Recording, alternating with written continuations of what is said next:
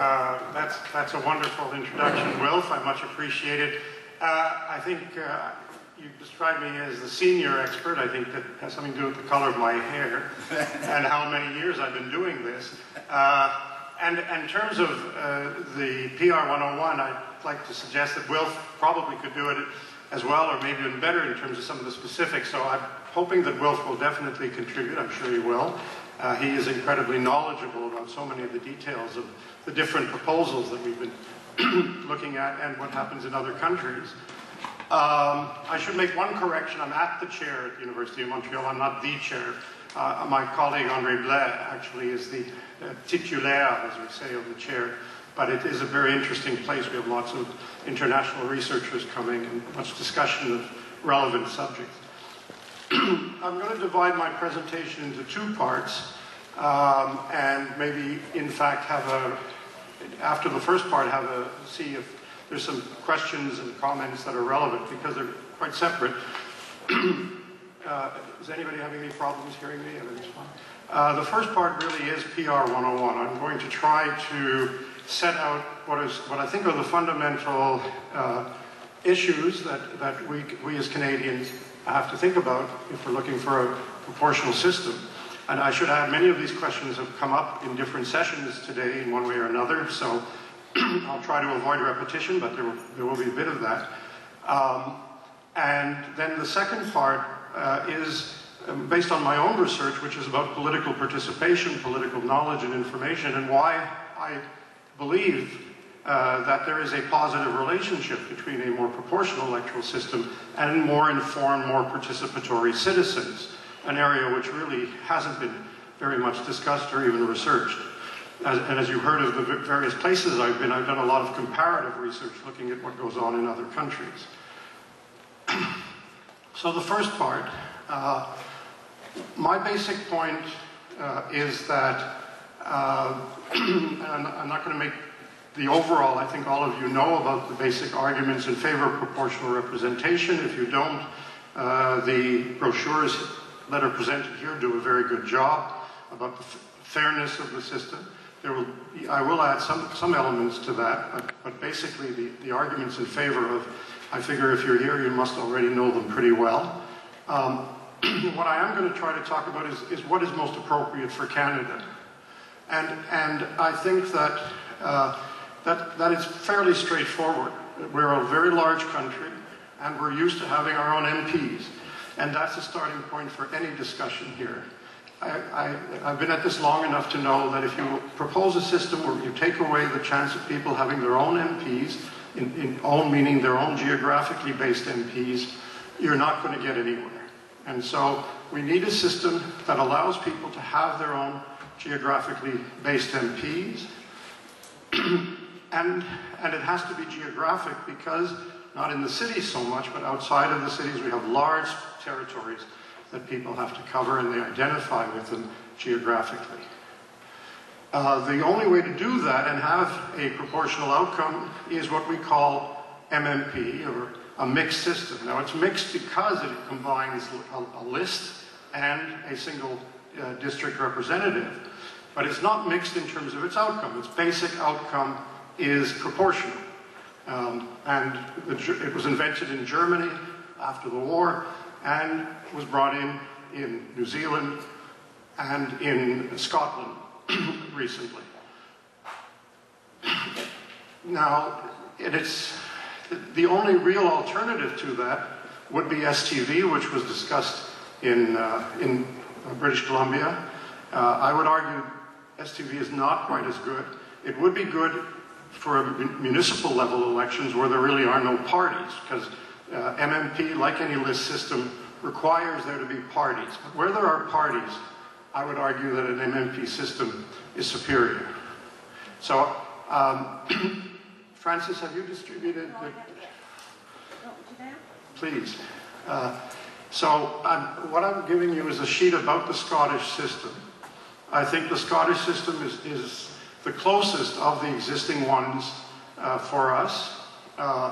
It's the basic principle, and these were things that came up in previous discussions, but the basic principle is that you have, that the list is based on small regions, not based on the whole country, as in New Zealand, and not based on the province, as it is in Germany, since a province, like, it could be based on a small province in Canada, but it couldn't be based on Ontario. But in Germany, it's based on the lender, as they're called, and the biggest lender has 20 million people, something of that sort. So, well, not 20, 15 million people. So we're talking about two large entities for what I would argue would be best for Canada. So to the extent that there is an existing system that I think that would be probably most appropriate to start from, that system is to be found in Scotland. And I have circulated a short list for a short paper for you, which describes the system. And the Scots have been electing their National Assembly, which may end up being the assembly of an independent country next September. It's not very likely, but it's possible. They've been electing their assembly according to this system. This is a system that was proposed, a variant of the system was proposed by the Law Commission, and it was a variant of this system that was proposed for Quebec. Unfortunately, it never made it into law, but it was proposed. And the Quebec variant looks like this.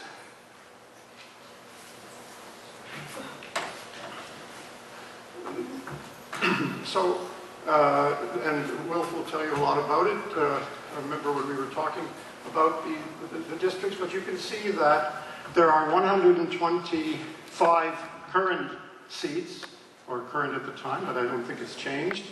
Under the proposed system, there would have been 128.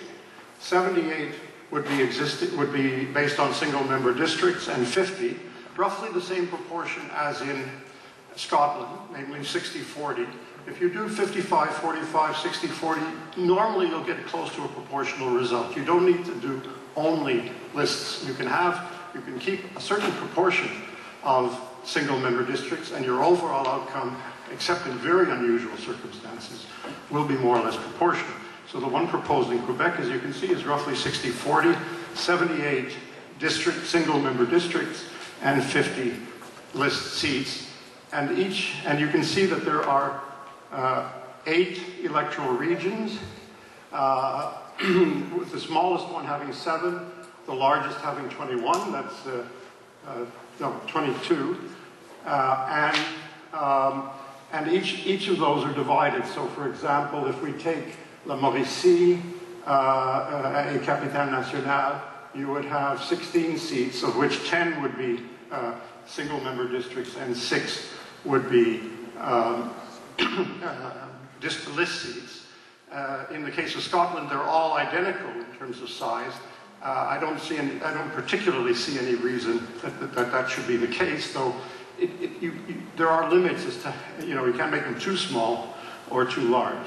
So this is the kind of proposal that we had, and I agree with Wilf that if Ontario had had a similar proposal, rather than having only one district when it came to list, that is for the whole province, I think it would have been easier to sell outside of Toronto, personally.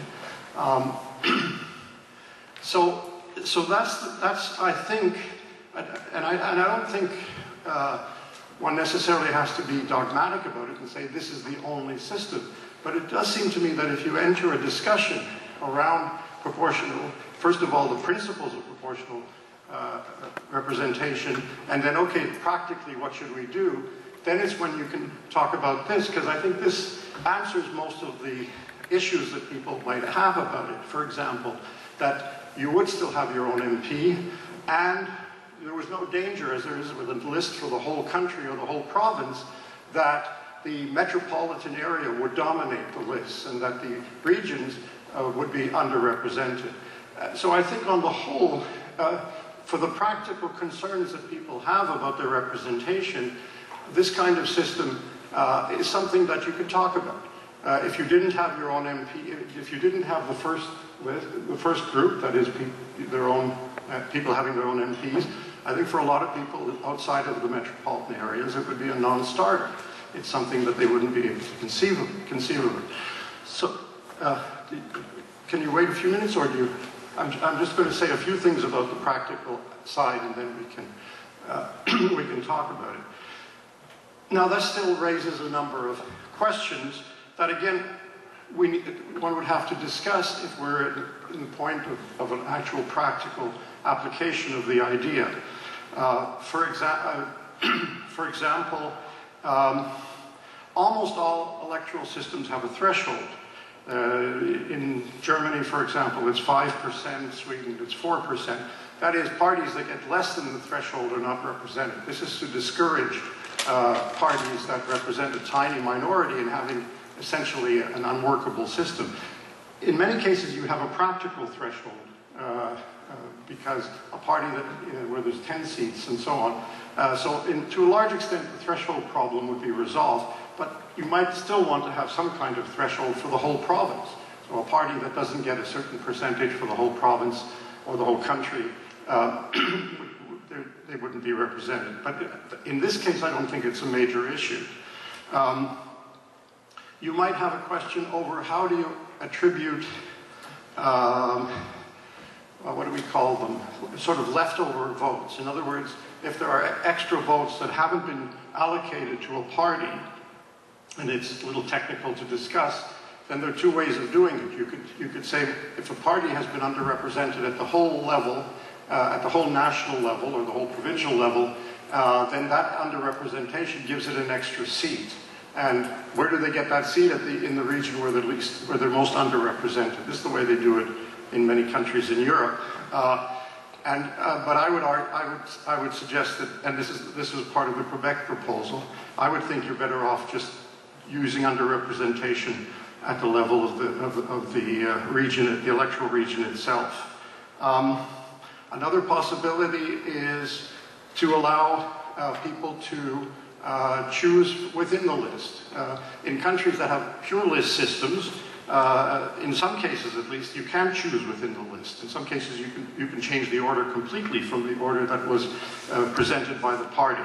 In the case of Sweden, for example, you can move one person up. If that person gets enough votes, it's called a personalval. So it gives the voters who select a particular party list some choice over who actually gets elected. And it's not a bad idea, though it makes the system somewhat more complex.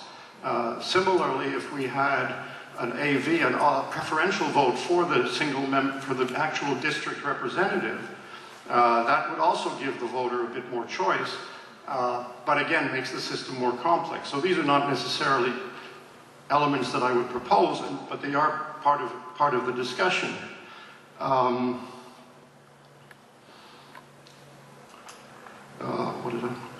There was something I wanted to add.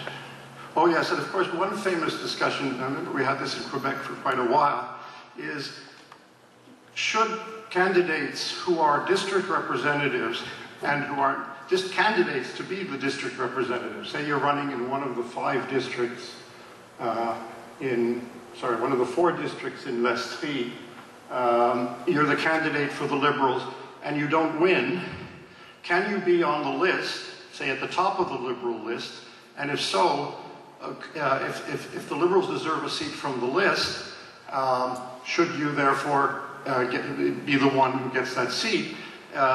If you're allowed to be on the list, obviously you would get that seat, but the question would be, here you have somebody who's rejected by the electorate in a particular district, nevertheless getting elected from the region in which the district is found. The idea that, symbolically, it's the idea that a loser nevertheless gets elected. In general, countries that use MMP allow exactly that because it is a way to get their best candidates elected. And I would argue for that, but I remember we had some problems with some people who said, no, once the electorate rejects somebody, under no circumstances should they find their way into the assembly. I think those are the general aspects of this system. I hope you all understand the allocation mechanism. It's set out in the description of the Scottish system, and it would be the same elsewhere. In other words, the basic allocation mechanism is in the total percentage of votes received by the party in the region. That is the basis of allocation, not the percentage of votes received by the party in the entire province. So if in the region a party, based on its proportion of the vote, deserves, of those 16 seats, it deserves 8, then the 6, it deserves 8, and it has won 5 of the 10 single districts. Then then 3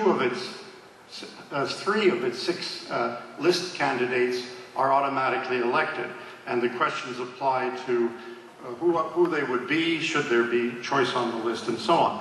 That's the basic element of MMP, and if it's not clear, it should be, because everything else follows from that.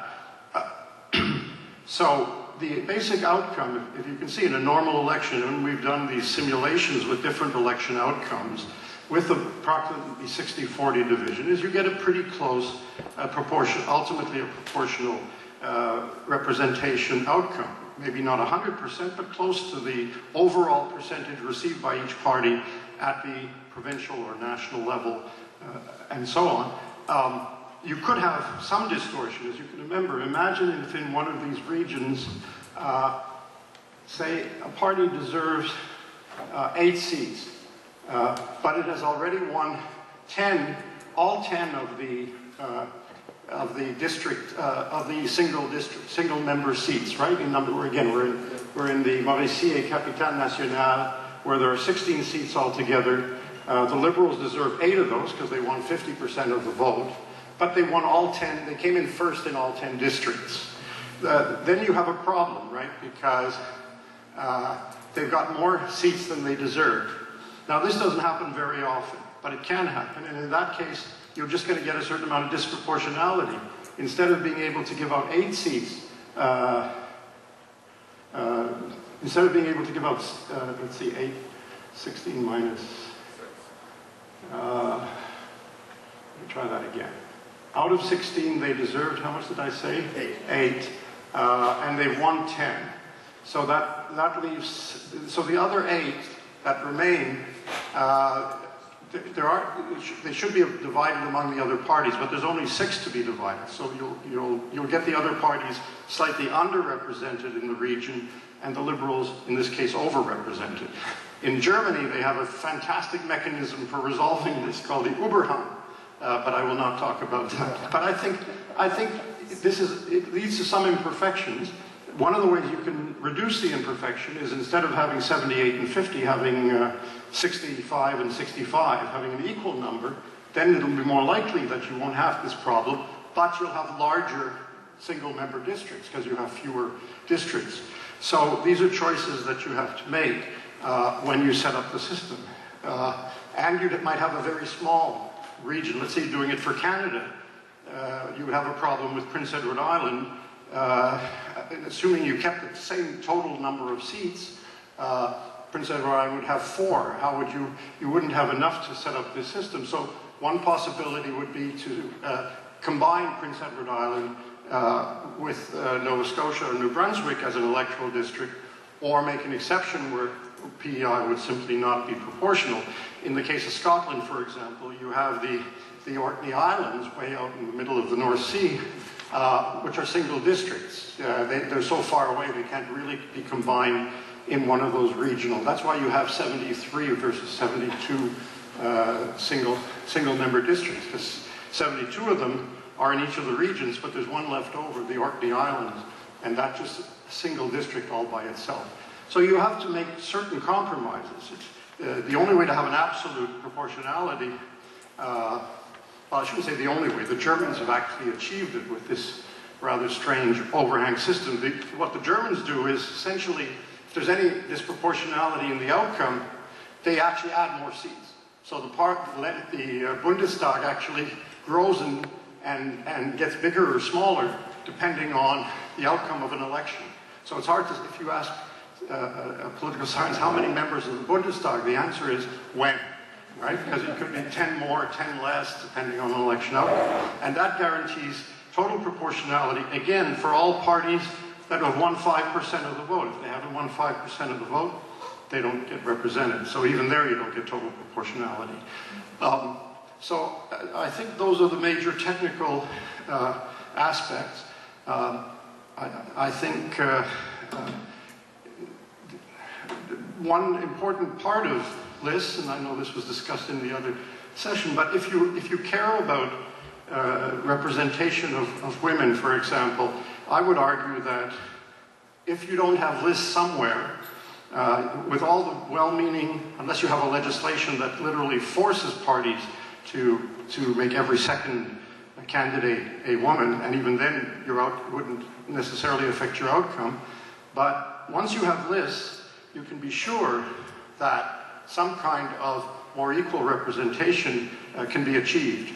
So these, perhaps not all, that the 78 seats where there's single-member districts, you probably wouldn't necessarily get 50% women and 50% men. You'd probably end up with what you got in the previous election. But the 50, you can be pretty sure, will be basically equal, 50 men, half women, half men, because parties that would not make their lists basically such that that treated men and women equally, I think would be punished. It's hard to punish a party with our system because you can only have one candidate. So by definition, it's got to be either a woman or a man in each district. But when you have a list of 6 people or 8 people, and it isn't equal, then that becomes a real political issue. And I don't think serious political parties would be willing to withstand it. So that's another important reason for a system where lists exist. But remember, without having the single-member representation through these first votes, I think it would be a non-starter in this country. Okay, I'm going to have a second part of my presentation, which is tied to political participation, voter turnout, and so on, political information. But I'd be interested.